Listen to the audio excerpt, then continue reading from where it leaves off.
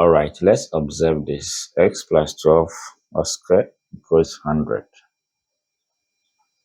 Solution. We have so many ways of solving this. You can choose to take square root on both sides, or you can go by the difference of two squares approach. So when we have x plus 12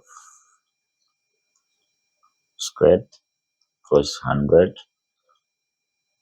now we can write this one as x plus 12 all squared minus 100 is equal to 0. So consider x squared minus y squared as x plus y,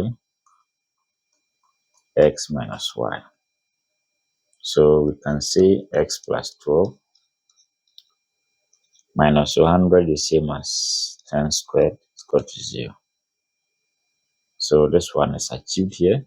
X is x plus 12 and y is 10. So that will be x plus 12 plus 10 and x plus 12 minus 10 equal to 0. Yes. So from here, x plus 22 and x plus 2. So we have 2 here equal to 0. So from here, x plus 22 is equal to 0, or x plus 2 equals 0.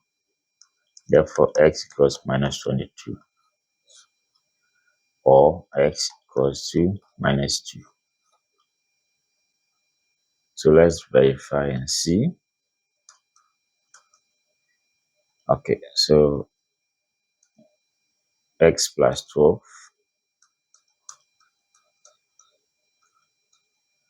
So let's plug in minus 22 and see. So minus 22 plus 12.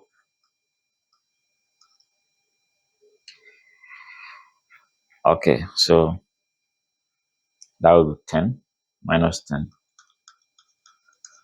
Minus 10 squared is 100. Then minus 2, by plugging minus 2 here, 2 will get 10. So that's that.